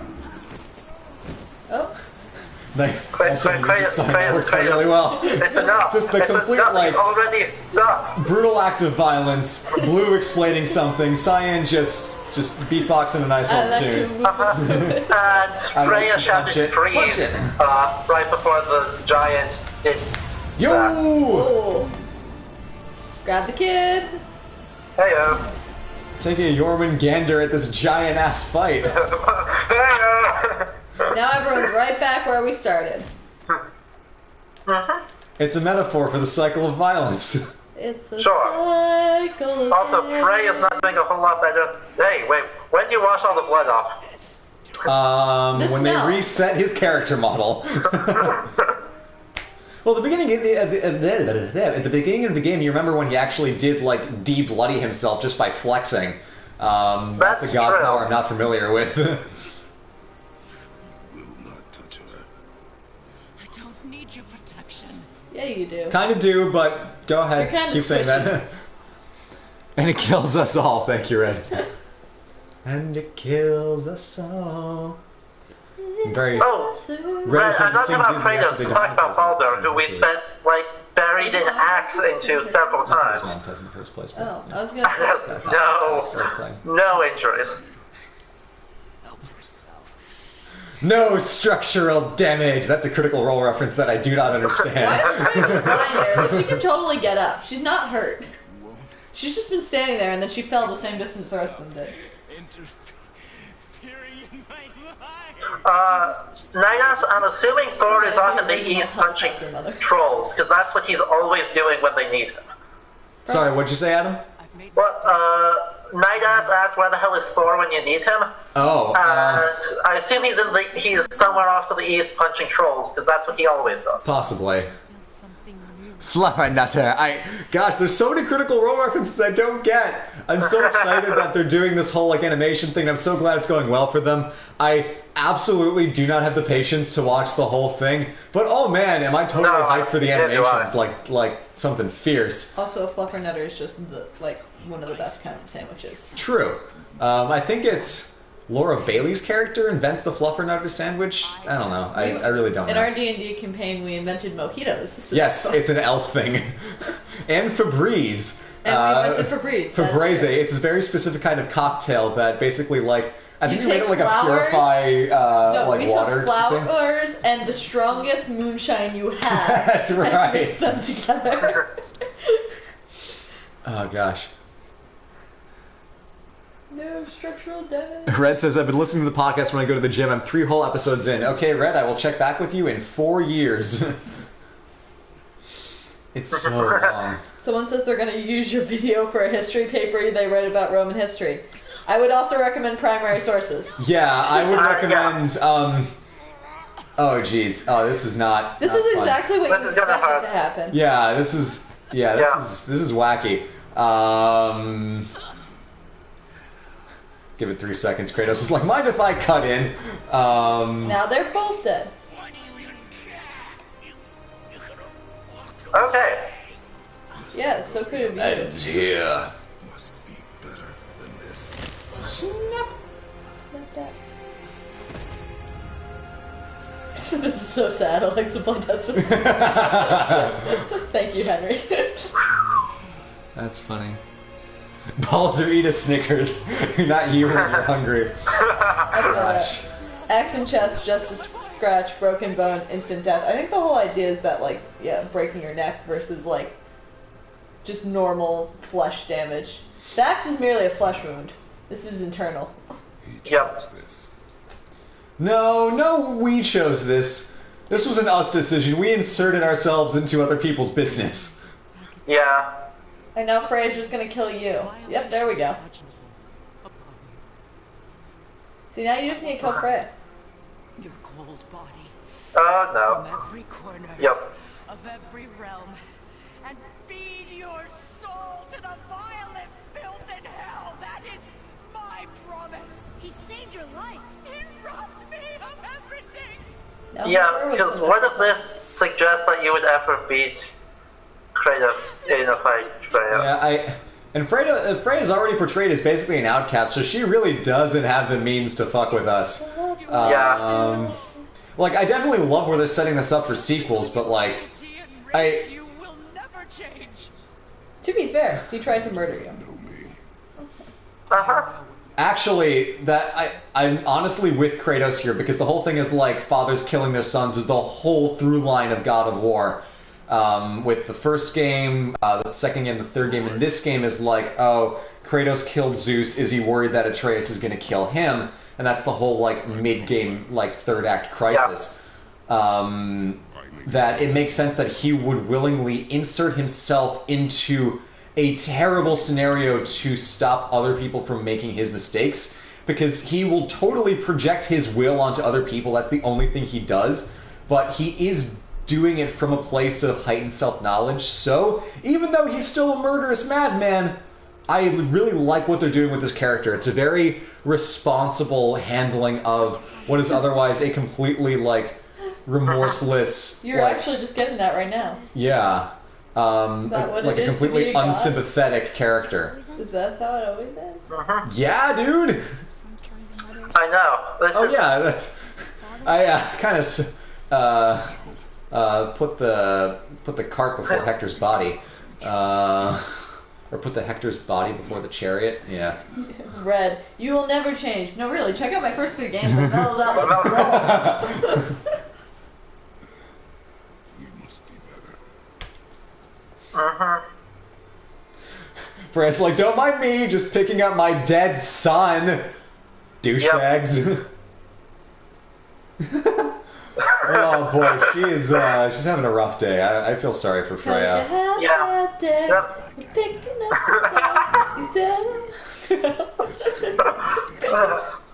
And he's dead on the ground. Yeah. It's interesting though, different models of parenthood where you have like Freya and Baldur, you have Kratos and Atreus, where Kratos is very cold but does fundamentally care. Freya is very warm and squidgy, but isn't being responsible really in any way. It's a very interesting dichotomy where both people are still wrong in a way. Yeah, that's... Yeah, we know. Yeah. Speaking of dead kids, how are funerals in Rome? Gosh, Dark. I don't know. I know about pets in Rome that Romans would regularly have like full-on like burial places for their dogs, with lines like, "I was so sad carrying you to your grave as I was happy the first day I met you." It's like, it's so heartbreaking that you have all this stuff written down. There's a really good video by the channel Invicta. I think it's called Dogs in the Roman World. Again, not quite the answer to your question, but there were very elaborate funerary practices for for pets, because when you're well-to-do and have a pet, you give them the best. Damn it, no two ways about it. From the Ancient History Encyclopedia. Apparently, it was a 5-part thing involving a procession, cremation, burial, That's right. Romans did cremate. eulogy, then a feast, and then you kind of commemorate them. Yeah. Unless the emperor died, then you know. Yeah, then it's He had to be buried in the city. Everyone else yeah. had to be buried out of Yep, the city. that's right. Everyone's buried outside the city because the Romans were low-key afraid of zombies. I mean, like, I'm also, pretty like, high-key afraid of dead zombies. people and plague, but, like, the Romans were afraid that if they didn't do the right things, that they would come back. Also, apparently, they believed... Also, medieval Iceland did that. Yeah. Apparently, the Romans believed that emperors wouldn't become spirits like everyone else did, though. Because they became gods, apparently? Yeah. Gods. There's, my friend was telling me about, the Emperor Vespasian, who really didn't like the whole Roman emperors get deified when they die thing, because he wanted to be, like, remembered for his accomplishments as an empire, or as an emperor, rather than, like, oh, he's an emperor, therefore he's automatically made a god. So when he's dying, his last lines are recorded as, oh no, I think I'm becoming a god. Which on the one hand is like, oh no, I'm dying, and also it's like, oh man, I didn't want to become a god. So it's a good double joke.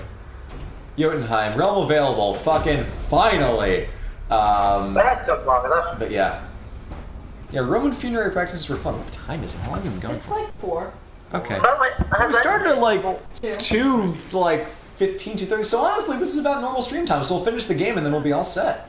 Cool. Fantastic. When do you have to go to? Oh, right, because 6:15. Yeah. Okay, cool. by the I way, have night class. Yeah. has anyone explained why normal people all turn into Dragar, to use this game's terminology, when they die?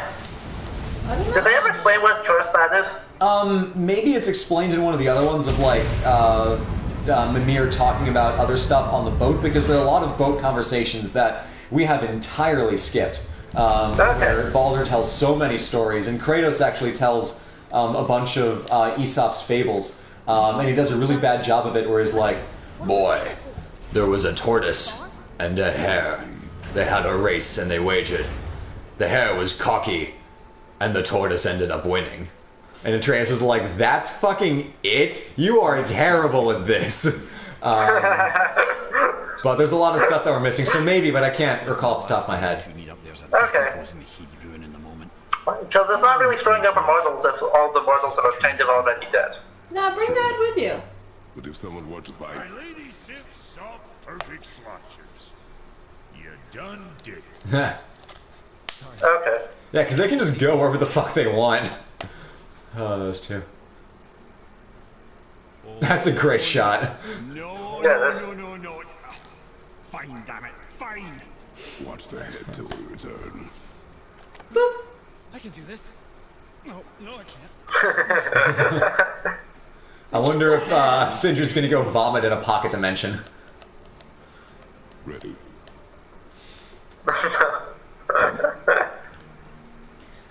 Yeah, but Mimir's conversations are also very fun. He tells you a lot of this game's version of the Norse mythology, which, Adam, for your paper, I'd recommend actually checking out, like, Mimir Thanks. boat conversations, because they do a lot of stuff on that, you know, it would be just a lot of sitting here and listening, which is not great for a stream.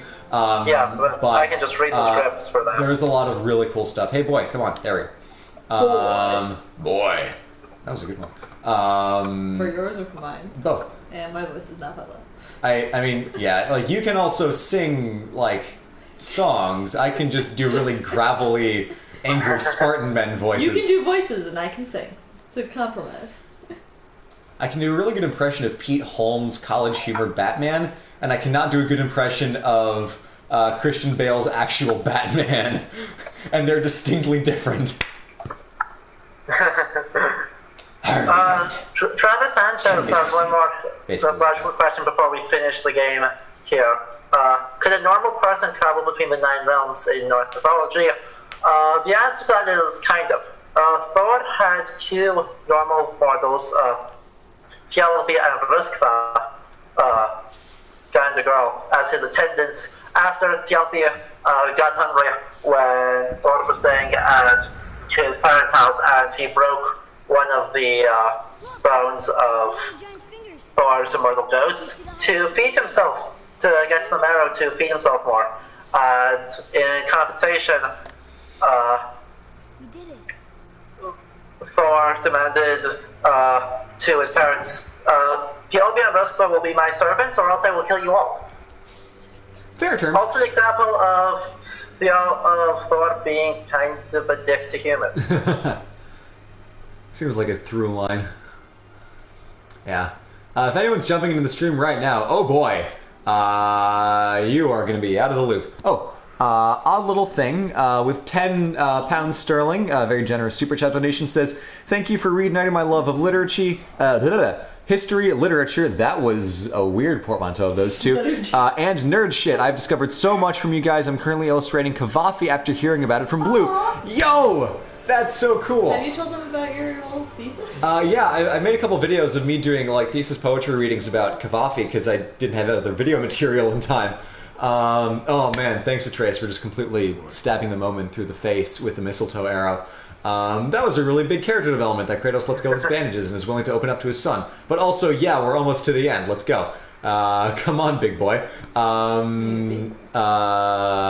yeah, it's super cool that I was able to get into Kavafi. I think his poetry is great, and I'm glad that he's having a sort of new wave of appreciation in the sort of century after he was at like peak poem writing. Because he was really most active from like 1910 to 1925, 1930. Into I'm gonna real quick change my armor to something less. There we go. There we go. Yeah. Something less what? I don't like the big sleeves on him as much. You like them arms? I think that it looks weird to have like no chest piece and just like big ass sleeves. It's like an invert shirt. Someone asked if Kratos is a Dragonborn. No. Oh no, I can't do Spartan Rage. That's honestly good. That would ruin the moment. So this is Jotunheim. Adam, what are your thoughts on the way that this place is being portrayed? It's a little. It's definitely interesting to me that they're portraying it as, well, far more of a friendly and collaborative place than Midgard, and certainly than the Aesir have been, because in the mythology, the gods or the giants spent a lot of time arguing, but in a lot of ways they also spent a lot of time being exactly the same as the gods, except slightly more outside and slightly more violent, very slightly, and therefore the bad guys. So there's a lot of interesting things. I think the fact that they're going so far to whitewash it is interesting, but they don't give it nearly enough time to actually be able to say a lot interesting about why they're making Jotunheim so idyllic. Yeah. The related question to that is why did Leifei leave? I should feel it. Yeah. Because I don't think at this point we're like 5 minutes from the reveal, but he's her full name. Yeah, we'll get that in a hot second. Snippet the Sock says, thanks for that juicy rotisserie style content. Keep it up, legend. Thank you for having the username Snippet the Sock. That is a great username and a great comment. Thank you. Rotisserie style content. That Juicy, is slow building. That is really funny. Really Crispy complex flavor. Yeah. Gosh, that is juicy. That is moist. funny. Okay, here we go. We're getting moist. Yeah. That word doesn't bother me as much as crusty. I don't like that word at all. Oh, hey, boy has a special connection to this realm. How could I have ever guessed this with father being a fire, having associations with fire, and being literally a very furious striker, and a mother with the final 3 letters F-E-Y. Yeah. How could I have guessed this one? Never. She's arguing with a bunch of giants. Same.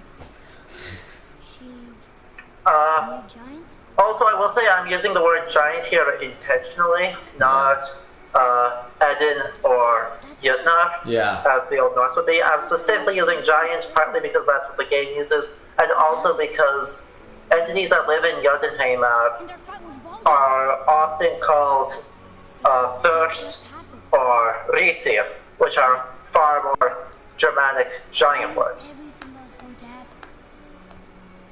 Yeah, Dragon in the mountain. Ooh, hold on. I'm very split focused right now that they've got Yes. this whole big prophecy. Yeah. This is our story. This is your story. Writers in Sony Santa Monica plotted this out years ago, boy. What does it all mean? It means we're getting a sequel. What? Whoop, there it is. Whoop. Yeah, this is really neat.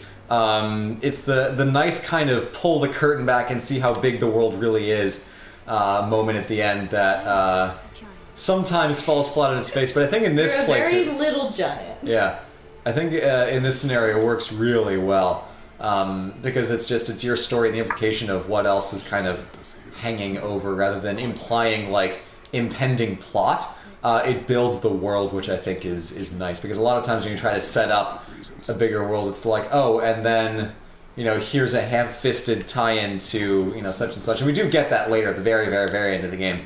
But this is really good, like lore zoom out stuff that I like. And I think Adam, to your point of big burly-looking striker meets a woman with last three letters of her name, Faye. Whatever could their son be?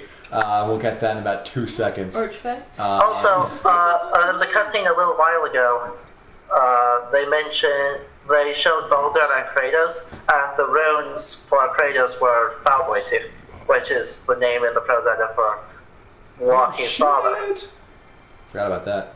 Whoop. Do you ever have one of those days where you just can't seem to win? Where you seem to die on a tapestry. It's the prophecy. Meow. Yeah. So, the one thing that when Red and I were playing this game together, I'm like, hey, like, what does that say? That says Lao Fei. Hang on, wait. Kratos says Striker. Wait. You can see it here. The runes for Kratos are the runes spell out Falboiti. F-A-R-B-A-U-T-I. Yeah. And we were reading this, and I was like, hey, Red, what's this one saying? She's like, that says, oh, you know what? Keep playing. So Keep playing. Because that's L-O-K-I. She was here. Whoop. She saw every step we took before we took it. Yeah, this is the one thing I didn't like, because I like the idea that, like, oh, she's always there, but there are a lot of really convoluted ledges that we grabbed onto that there's no way Faye could have all plotted out. So I like the idea, but I think the implication is a little too, like, okay, sure, she knew every single step. I think that's a bit much. Yeah. But just for the aesthetic of, like, a gameplay design of, like, oh, it's a story purpose that explains why there are all these kind of, like, player-leading markings in the world. It's cool. Mm-hmm. And also, I assume they leave it to the next game as to why the giants are all very dead. I think we talked about it sort of in the boat in the conversations that we just haven't had yet in this playthrough. Okay. But there are some implications of it. Ooh. Here we are. Someone keeps asking how many likes for Red to sing. Red does not currently have a microphone, so unless she wants to sing to you via only text in the chat, it's kind of difficult to do. Yeah, I don't think that's going to work the way you think that's going to work, buddy. I'm sorry. No. We do it together. Son. Yo! You look so nerdy. Thank you, Red. Red with the clutch. Song lyrics in the chat. This is Killing the sentimental moment with Celine Dion. Celine Dion is perfect for this moment. No, I thought it was Whitney Houston. That's Whitney Houston, right? Is it? Yeah. Oh. Yeah, it is. There you go. That's my bad. Let you get the falsetto bit in there. Yeah, I have a very narrow range in falsetto, but yeah. Anyway, Well, now that's that we're because just you are stomping not. all over this this delicate moment, Yep, this is so sweet. Look at it this. is. Oh, there with the orchestral swell. There we go. That.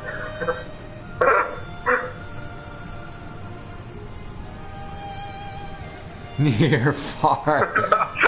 Wherever you are.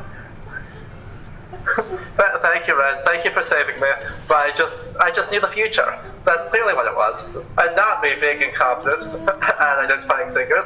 Take me home, Rainbow Road. It's a me, Mario. Oh my God, Cyan and I were singing that on the train all fucking Sunday.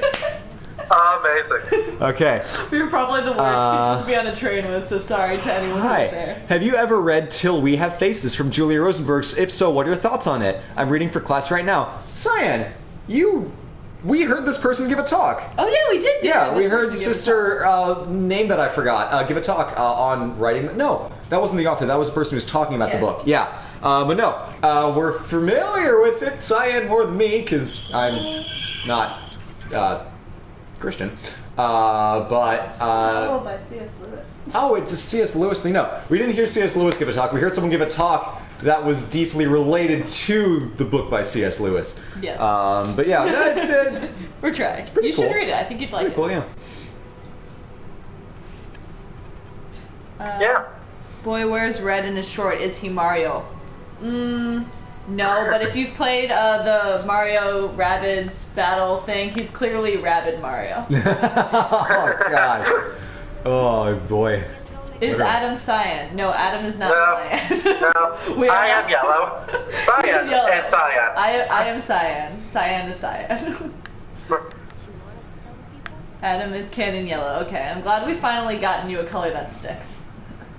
So what should we do? I trust you to decide that. Ooh.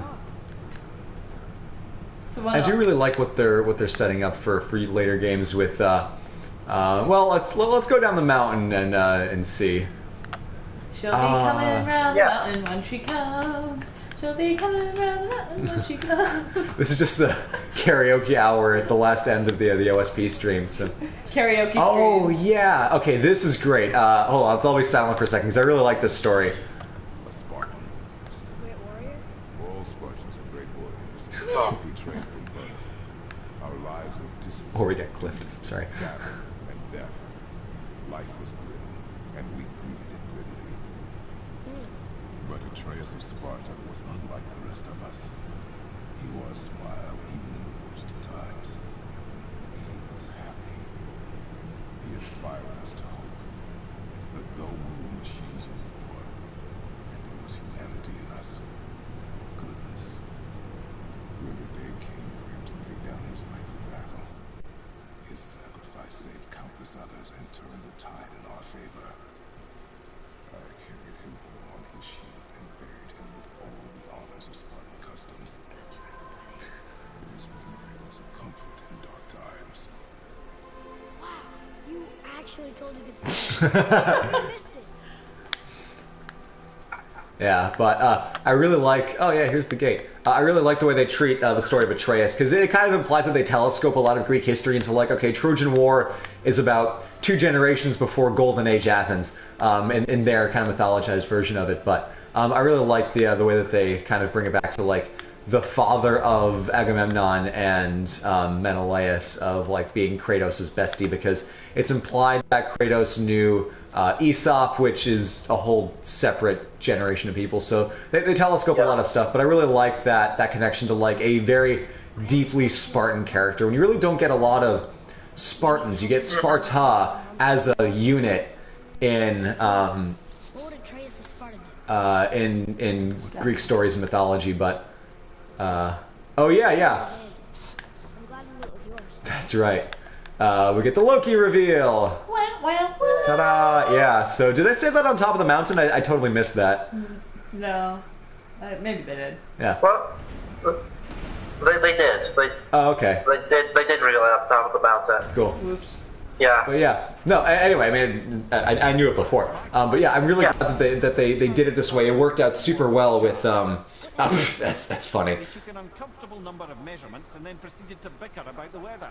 Where do you want us to take you? How about the warm confines of anywhere bloody else? Yeah. Anyway, Someone said you should go to the cabin, please. Yes, that is what we're gonna do. Explore with Atreus. We're going back to Valkyries. Cool. We can do that and have a real bad time. Let's go to. That sounds like a next time thing. Actually, yeah, Valkyries are next time, but we should be able to close this out with. Okay. With return to Midgard, press triangle.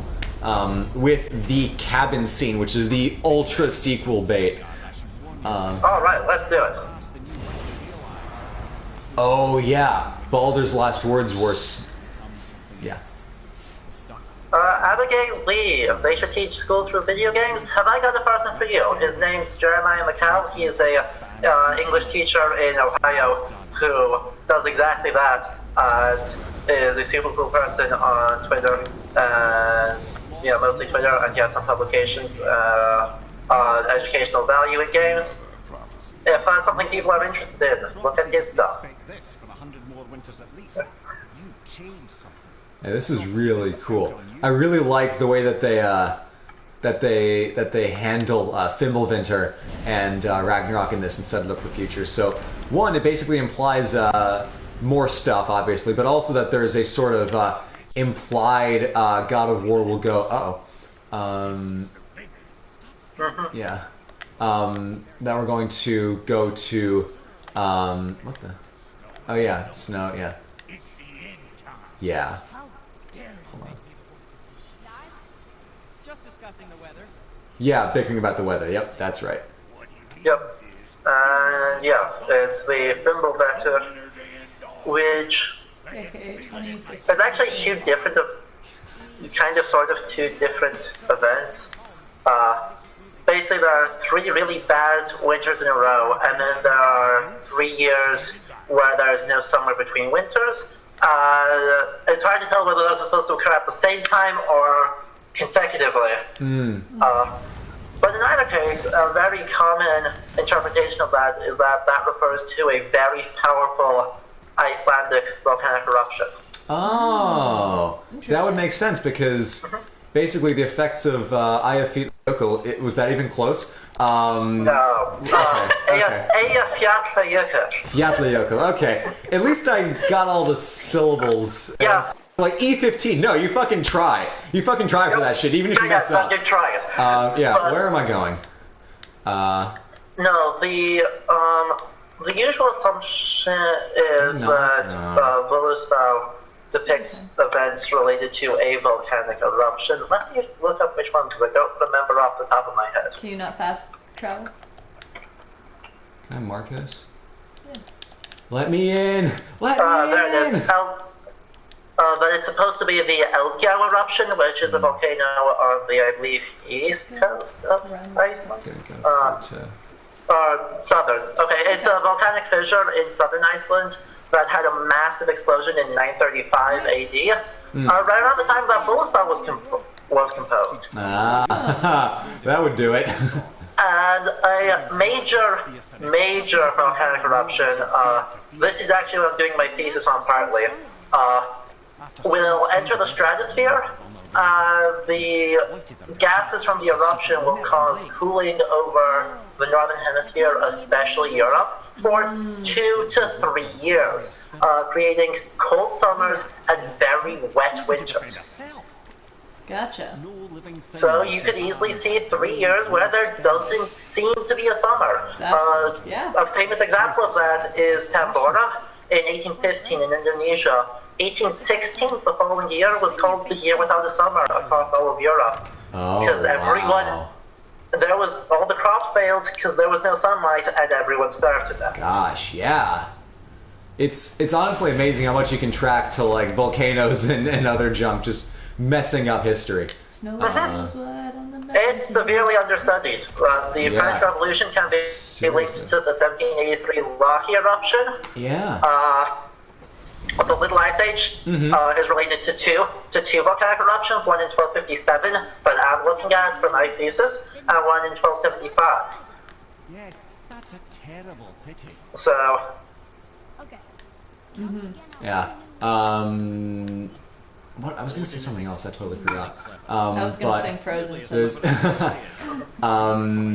yeah, I think studying historical climatology is a really cool way to look at how civilizations react to certain things going super wrong. So basically, the Roman Empire and the Chinese Han Dynasty totally shattered in the 3rd century AD. Probably not a coincidence that they both experienced severe droughts and plight. Come on, load it. not a coincidence. Yeah. Very unlikely. Yeah. There were volcanic eruptions in the 3rd century and in the 6th century that really fucked things up. Yep. Which is part of why, and maybe this is me pontificating when there's not quite enough evidence, but one of the reasons that the Islamic conquest was able to go so far was because Europe was still reeling from having basically no anything the century before. And when you're living out in the desert, like, food's already pretty rough, so like it's nothing to them. Would be my very hot take on part of why it was so successful when other civilizations were basically collapsing left and right. But again, that is totally unsubstantiated. That's just a guess. Oh yeah, the house is destroyed. Whoops. Yeah, the house was not doing well. And let's go to sleep where nothing will go on. Don't roll over and squish Mimir. Let it snow, let it snow. Don't fall onto that head. Exactly. And a nap. Years later. Years later, in the sequel. 2020, colorized. Years later, but no one has grown up. And get ready for the sting. 3, 2, 1. Also, I see lots of lightning. Am I gonna guess which god this is gonna be? Freya. Again. Hey, look, you want to Thor, Trevor? What do you think? God of War 2, back and ready for Thor.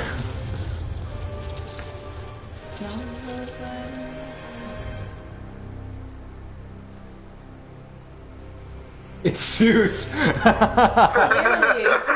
Thank you, Henry. Foreshadowing. Foreshadowing, yo! Theo Sinclair, that is good. Okay, skip the credits. Present day. Ta-da, we're back. Are you ready for more? I had the weirdest dream. Same. Finland winter was ending, and Thor came for us. Here at the house. It was He came Thor us. But it felt It was different. only just a dream. It felt real. It felt like the future.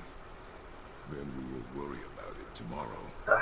That's the kind of Are still present-focused attitude I respect.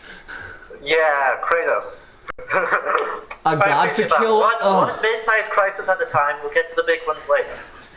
Kratos Mom, is can like, I do just it need a later? nap, all Yeah, right? exactly. Like, and I geez. feel We've that. got some Valkyries to beat up for us. Yeah, but that is a later problem because we've been streaming for the requisite 2 hours and change. And I think with having finished the game, that is us. I was telling Adam today, like, yeah, we'll probably get through, like, Tyr's Temple and we might, you know, go through the realm between realms. I was not expecting to get through the end. I guess I forgot how fast the end game goes when you're not doing all the collectibles before you jump into the World Serpent's mouth. Oh, hey, low battery. That's good timing on my laptop's part. Yeah, so anyway, thank you all so much for joining us either now, at the very end, in which case I have no idea what to say to explain what the fuck is going on. Sorry, or, friends. yeah, throughout the stream. Sorry, not sorry. Sorry, not Thory. Boo, that's funny. Adam, any final words on how you feel like this game treated Norse mythology from what you saw? I know we talked about this before, but like now that you've kind of seen the whole dealio, how the Thimblewinter and the Loki Balder stuff gets looped in. What are your thoughts? Yeah, so overall, I'm actually very impressed as to how faithful they were able to remain to a lot of the mythology, and that they did far more in this game than in the other games to actually communicate what they're changing. Because if I remember right from the original trilogy, the little bit I've seen of it, that they just change things all over the place and don't really care or try to tell you what was going on. Actually, they just are like, this is fantasy, deal with it. Yep. Here, this is still it's fantasy, deal with it, but they're telling you far more clearly what they're changing, which is a really nice, thoughtful bit of work from the devs to, I mean, ground the game more. It still is very much fantasy, and still leaning into that, but they're changing things for a reason here beyond more gore, and it ends up being really very poignant and well done, while changing less than I expect, I should say.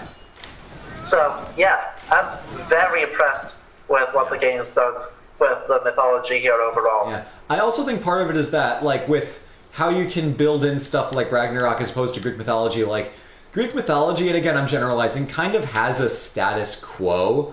Like, the Olympians are in charge, okay, but there's no real prophecy of like, oh, there's going to be a huge civil war between the gods. Like, there's none of that. It's just like, here's the way the world is, all this shit happened in the past. But with a game that has with a mythology that has a very forward-looking angle, there's a lot more that you can do with it from a story perspective rather than just, oh, we're reliving the Titanomachy again. Okay, cool. So, I agree. I think it's cool. Cyan, what do you think of the parts of this game that you've seen? Well, part of the problem is I missed the majority of the entire beginning of game, any of the previous God of War games, or any summary thereof.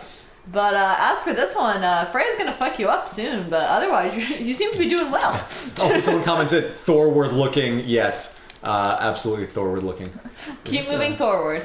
Anyway. Anyway. Yeah, like, it's fun. It seems good. It gets people talking about Greek mythology, or Norse mythology instead of Greek mythology, because I feel like that's the main one that tends to appear in games. So, it's fun. Plus, I got to sing random songs, which is always a bonus. Yeah. Lord Keeper Oblivious with the just glorious, is Punch Chat muddy operandi. How magnificent. That is high quality, and I can't think of a better place to call this a day. Alright, yep, that's it, everybody. See you next time. Yep, bye. Bye.